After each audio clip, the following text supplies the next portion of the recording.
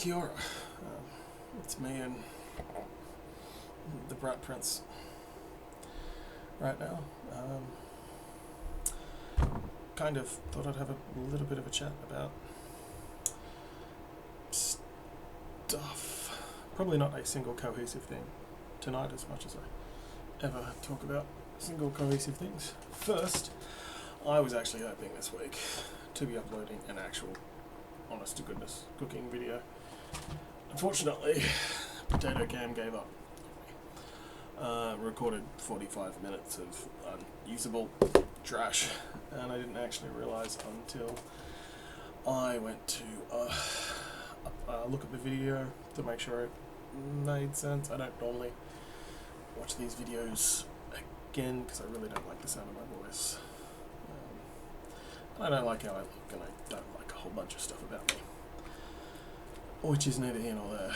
And it turned out the audio quality was like it had been recorded a potato on the bottom of the Marianas Trench, and it was the video quality was just shockingly bad.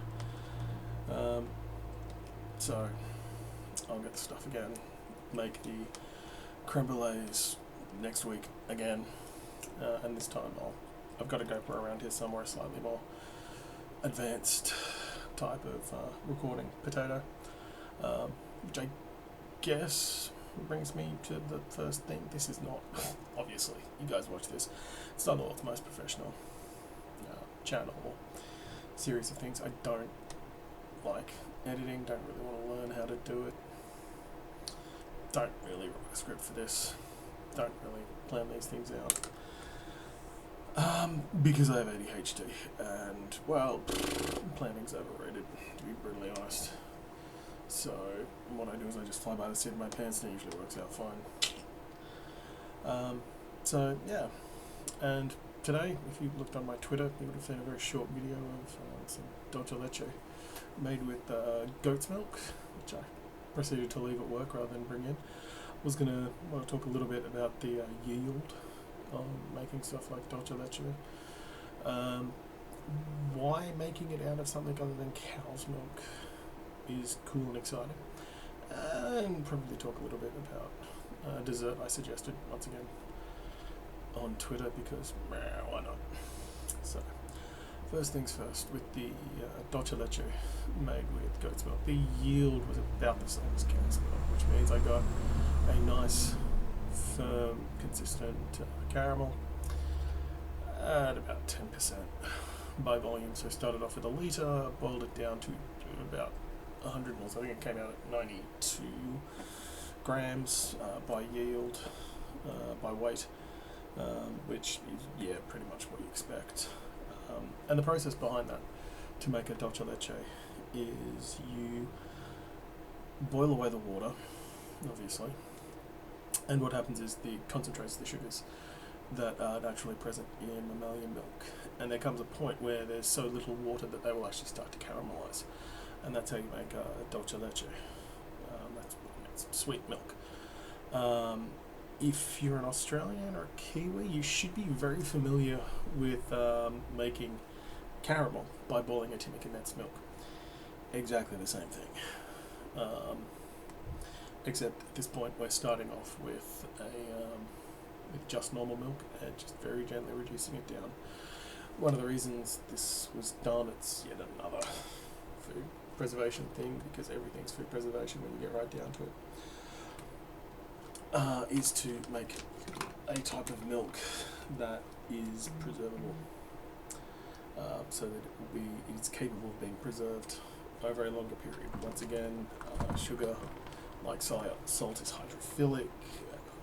High sugar concentrations are just as hostile to microbial life through the similar process as bad cat sitting on keyboard. Bad cat getting cabled. Bad cat.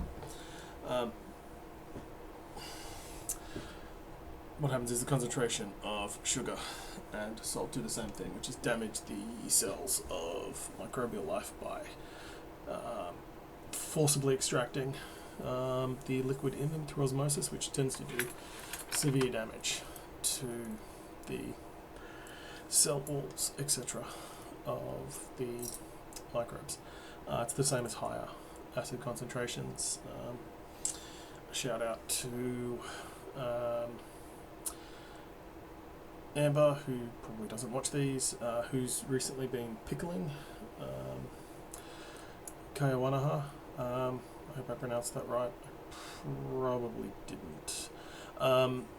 She's been preserving a pickle for giving it to her family members. You need to control the pH, because if it's acidic enough, it will do wonders at killing botulism, which is kind of the only thing you really have to worry about in canned goods. The other trick you can do is use heat to sterilize it, which is the other way. Bring the jar in water up to the boil.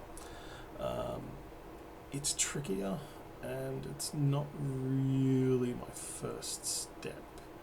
I'd rather have a very acidic concentration and then move it down. And then if you can't get it down to that 3.5 or sub 4 really, then you just boil the bejesus out of it. Get it, hold it at a high temperature, let it cool slowly down to about 70 or 80 degrees, and then put it in the fridge to cool quicker, and that will keep your food stuff more or less sterile. It doesn't work, however, if there's been a significant gap between the production and the canning process, sealing it in a jar. Just because what will happen is any bacteria, if it's a type of E. coli or if it's like botulism that produces toxins when they die, you can't actually destroy the toxins by raising the temperature to 100 degrees. And killing them off, you've just made something that's toxic.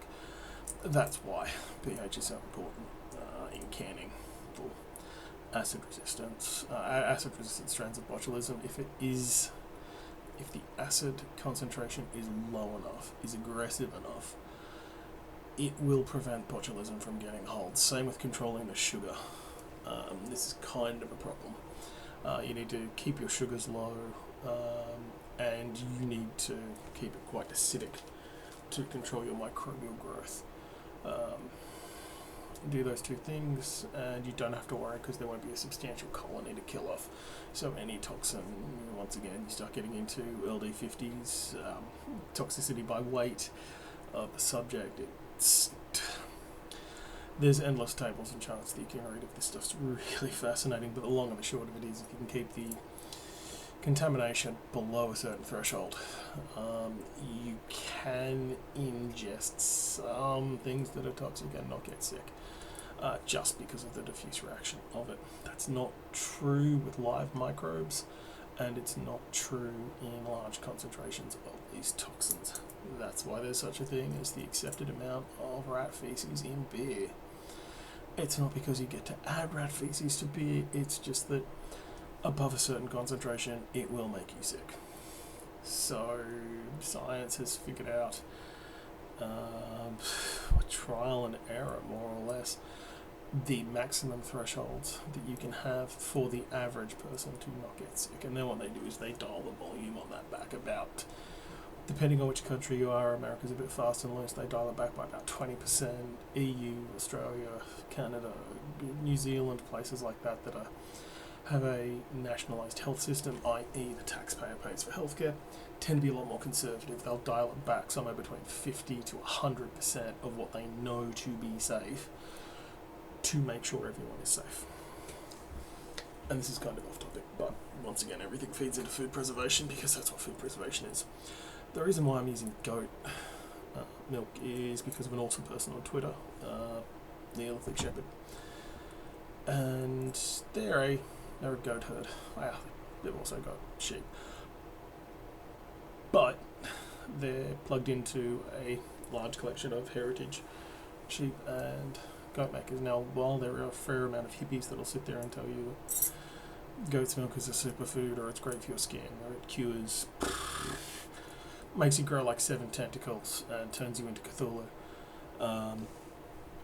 the fact of the matter is, it's kind of hard to get these things because they tend to be very niche products. For example, in Australia, it's next to impossible, in spite of there being commercial goat dairies, to get goat's cream. Why do I want goat's cream? I want to make goat butter. Why do I want to make goat butter? Why not? Is the better question to be asked. I've said before, what I feel is important and worth preserving in food is the esoteric, strange and unique. The things that are just for us and not really for anyone else. And part of that is I like the strange. I like the taste of goat's milk. I like the taste of goat's cheese. I like that unusual, sour citrusiness you get with goat and sheep products compared to normal dairy. And the only reason bovine dairy is so common is because they're ridiculously easy to herd in comparison to goats to get a certain volume.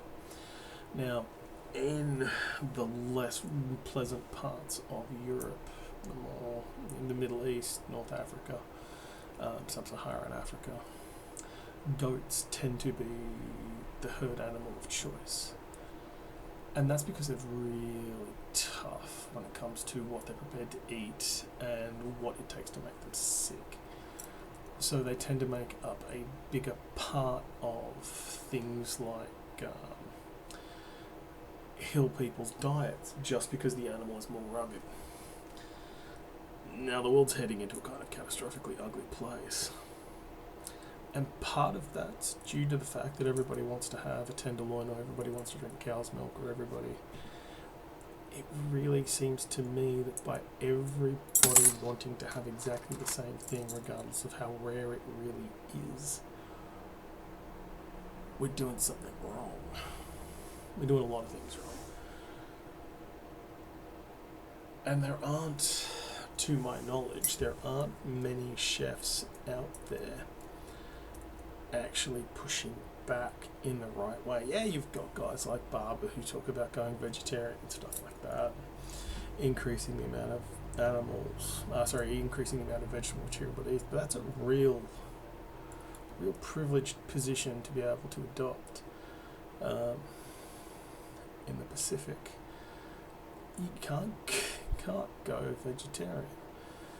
The vegetables that people sit there and tell you to eat don't grow. There's not enough land. You have to start eating fish. You have to start eating bycatch. Things like breadfruit and tropical fruit are nice while they're in season, but even in the tropics, they don't have year-round availability. And that's not bringing up people that live in northern climes, Inuk people.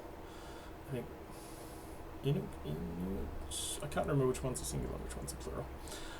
I'd like to apologise in advance for my ignorance in that particular thing. But these are people who live in an area where it's really hard to get fresh to get vegetation, yet alone a predominant vegetarian diet. Mongolian plains, wonderful rolling grassland, but it's not easy to stop and farm because it's a nomadic lifestyle, because that's what the environment encourages. The Himalayas, Nepal, the hills of Afghanistan, the tribal areas of Pakistan, these are places where traditional agriculture just won't work.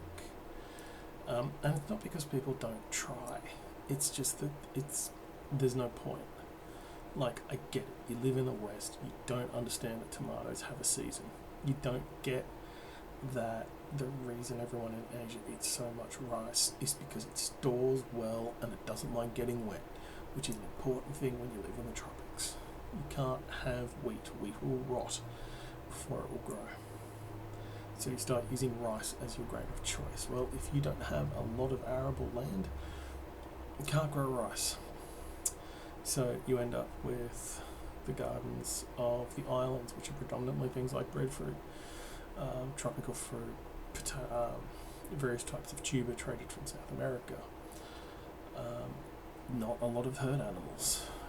People can sit there and say, oh, well, it's hard to get insert X animal onto a canoe, a waka. Well, we managed to successfully trade kumara all through the Pacific. That's a staple in almost pretty much everywhere. Pretty sure if there was enough return on them, we'd be able to do exactly the same with cows, if it was worthwhile, but they get sick. Same with goats. While they're not easily accessible to the Pacific, at the end of the day, the return isn't as good as what you get from a pig, or from a Polynesian rat, or whatever you've got going on. Eels in New Zealand are a really big popular one for trading. Like, these things just don't have the return as the things you already find. So it's not easy. So, circling back around as to why I want to make desserts out of goat's milk. If we accept that we cannot have industrial farming, we need to find non-industrial methods of doing things. Part of that as a chef is figuring out ways that we can replace various components. Now, making dulce leche is an extremely wasteful process. I accept that. I'll put my hand up to that. Yes, it is. But it also makes a dessert that is compellingly strange but familiar. A little bit like a Japanese style caramel that's had a hit of yuzu to it or something like that. Like, it's just kind of sweet, but then there's this kind of citrusy floral note to it that I think is compelling. I think that's useful. I think getting people on board with that is important enough for it to be worth the struggle. Same with making creme brulees out of goat's milk and duck eggs. We need to step away from this idea that there is one way to do anything. And I think we need to start aggressively exploring different ways of doing things. And I think the big problem is, particularly with food, people don't want to try things. People are very conservative when it comes to food. They don't necessarily want to try something new and exciting and strange.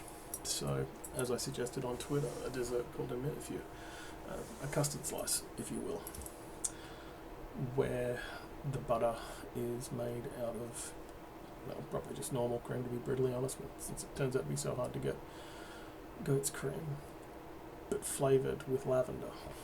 So the pastry itself has a nice floral note. Instead of using I'm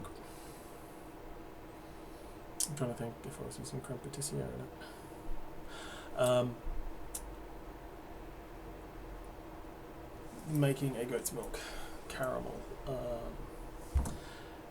doing things like a burnt honey, creme patissiere in it, and then using a wattle seed cream, which I would really like it to be goat's milk if I get goat's cream. I'm going to try and get some flaked goat's cream and work with that. And I've got no problem putting these ideas out there. One, I'm not a huge presence on the internet. I think I less than 2,000 followers on Twitter, and like a good video for me on here gets 40 views. So I don't mind sharing these ideas publicly. There are a few recipes I've got that I don't want to share because I'm of the opinion they're good enough that, well, they're good enough ideas to be worth stealing. But an idea like that is difficult enough that it'll turn someone less creatively inclined away. And someone that already knows how to make their own butter, to make their own puff pastry, to start making things like, has the patience and the skill to make a goat's milk dulce leche and wattle seed cream. Incidentally, the reason I'm using so many Australian available ingredients is because I'm not actually in New Zealand. If I was in Aotearoa at the moment, I would be 100% using Aotearoa based ingredients, but they are not available in Australia in any way, shape or form, and at this point it would honestly be smuggling them into Australia. Considering the borders aren't open, it's a little bit difficult. So I'm going with what I know, which is Australian native ingredients. Lavender obviously isn't, but Lavender to me is a nice flavour. I think it's worth including just because, yeah. But swinging back on that, anybody who has the technical skill to make their own puff pastry, having made their own butter, and to make their own dulce leche, and to make their own wattle seed cream, to have made their own creme patissiere, and to assemble it into a millefeuille, isn't going to steal my idea. They're not going to want to. Basically, they're going to have to pride in themselves to do it. But maybe it's not something that's ever occurred to them to make butter steeped with lavender to flavour a puff pastry. Maybe that idea's never occurred to them. Maybe they're the person that's always been told to add the flavouring to the paste, which means you've then got to use a flour and a pastry acceptable flavouring, which is really limiting and is why it's not usually done. But if we can attack it the other way, we can start infusing flavours into the cream that we turn into the butter. And that actually releases more delicate floral notes that get into the puff pastry better, because the butter fundamentally cooks out, leaving every single piece of flaky puff pastry infused with the flavour we've put in it. And I know a lot of patissiers, because of how difficult and how precise their work is, there isn't a lot of willingness to rock the boat to make things truly strange and out there and just kick the doors in. So maybe somebody sees that and they kick the doors in, and it takes them to a new place. If they steal my idea wholesale sweet, go for a call. I got no problems. I'll come up with another 10 ideas tomorrow, write them down somewhere, and then proceed to forget about them. But the other thing is, I speak to and follow a lot of farmers and more normal people. And maybe if I suggest things like this, put it out there into the zeitgeist as something that is possible, it can become part of the zeitgeist. People can start asking more from their restaurants, start asking more from ingredients. For example, I have been consuming and telling people to consume non-homogenized milk since I came back to Australia, and it was fresh on the market. I've seen the price drop about 80 cents a litre in the 3 years I've been here. I'm not saying I am solely responsible for this price drop, but it's becoming more and more available. There are people standing up and saying it is better in your coffee. There's something kind of gnarly about having your muesli with lumps of cream in it from the milk, and the milk just tastes nicer. And this is something that my parents knew, because they grew up with milk being delivered that had a cream cap, and then when I was growing up, all you could get was homogenized. That's what I think. That's why I share these ideas. That's why I talk about this, and this is why I keep trying with this channel. I'm not trying to become famous I'm not trying to become famous at all, really. I just want to push back and just want to push back so people can see what is possible when you're not held back because of either fear or a lack of imagination. As Ferrano Adriano said, or learnt, you can either replicate or you can innovate. Now, the vast majority of my work is just replicating the same thing over and over again. But if we can innovate, really, really innovate, you've got to kick the doors in. You've got to kick them in hard. They've got to stay open. So that's why I share certain recipes, techniques, stuff like that on Twitter. I usually get 1 or 2 people that sits there and goes, "Oh, I know a non-baked creme brulee method." It's okay. I know them too. I'm not interested. I choose the recipes and techniques I share. Hell, let's just display this game again. Okay.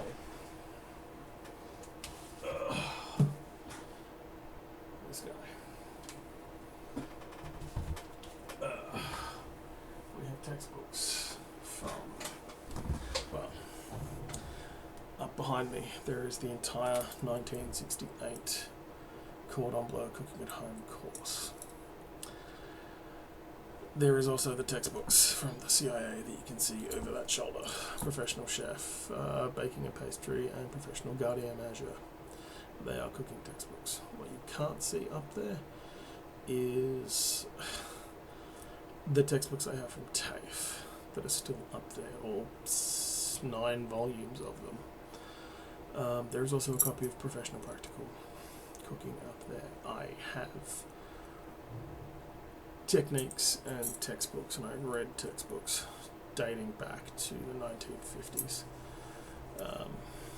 I have access to, I've had access to every single edition of the Larousse's Gastronomique. I have access to 19th century cookbooks as scanned PDFs. I've read menus going back to the 1700s. I may not share stuff that will get 1 million likes or send viral. Get 1 million likes or go viral. I'd like to point out to everybody it's currently 11:20 at night while I record this. So I'm not trying to go viral. I'm not trying to share things like weird coffee cup cupcakes. I'm never going to show you how to cook a steak. That's not why I'm here. I'm not. There are better people than me to teach you these things. I don't really want to teach people how to do the elementary cooking things, because I think if you want to know them, you should go and learn the way you learn best. If that's YouTube videos, go watch YouTube videos. If it's just messing around yourself at home, mess around at home yourself. If it's reading textbooks, read textbooks. I would rather be the crazy guy at the end of the table, screaming about things that may not necessarily make sense straight away and may seem to be off with the fairies. But I want to push the boundaries. I want to move the window. I probably could, if push came to shove, teach the fundamentals on this channel. But I think there's already more than enough people out there teaching the fundamentals. I want to teach people how to go further, harder, deeper, faster. I'm not. Yeah. That's kind of where I am. I would like to push the boundaries. I would like to open people's minds to what is capable, and I would like to push people to do things better. Because when you do things better, it elevates everyone. And part of that is someone has to be the dude going around the Nagel-ring at 310 k's an hour. That's kind of where I have the most fun.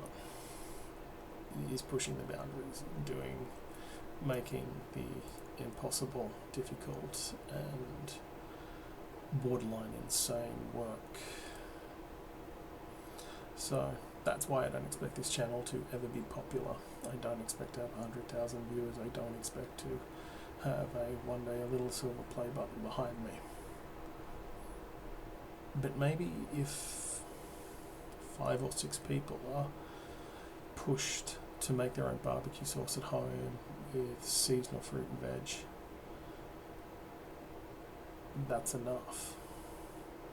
To have people push back and ask for more challenging and sophisticated desserts, entrees, appetizers, to just figure out how to make butter, which more and more is becoming a black science. Having people appreciate what they eat more, and to understand the complexity that it can be, I think is possibly more important and more exciting. then being another YouTube channel that teaches you how to make a perfect steak. That being said, once I can get the equipment and stuff like that, I have a limited budget. I'm a chef. I don't earn a lot of money. Well, I'm a sous chef. I don't earn a lot of money. I don't have a lot of space. I don't have a particularly good kitchen at home. I live in a 3-room apartment, kids. This is my lounge room. It was once a garage. Upstairs there is a kitchen from the 1960s and a bedroom. That's it. And my stove cost less than my knife kit did. It's just like a $400 oven to replace, and it's digital in that it's either on or it's off. So I'm willing to do videos to show difficult and esoteric things, and particularly exotic things, but this is not the type of channel that's going to teach you how to cook a steak. It's probably going to show you how to make barbecue sauce. Probably go into a little bit further down the track about making things like sausages. Once again, if I can get the equipment, which is, even though I can claim it on tax, technically, it's still a $1,500 outlay to have the equipment to make sausages. My Patreon gets $15 a month. And I make these videos around working full-time as a chef, which, as everybody in the industry will tell you, is long hours and zero pay. But I also love this industry. I love cooking. I love doing difficult and strange things. So I'm going to keep doing difficult and strange things as much as I'm able to, as much as I can afford to. And hopefully you'll come on this adventure with me, and who knows, maybe if I can get a working camera, we can even do some cooking. Yeah. Anyway, take care of yourselves, and see you next time.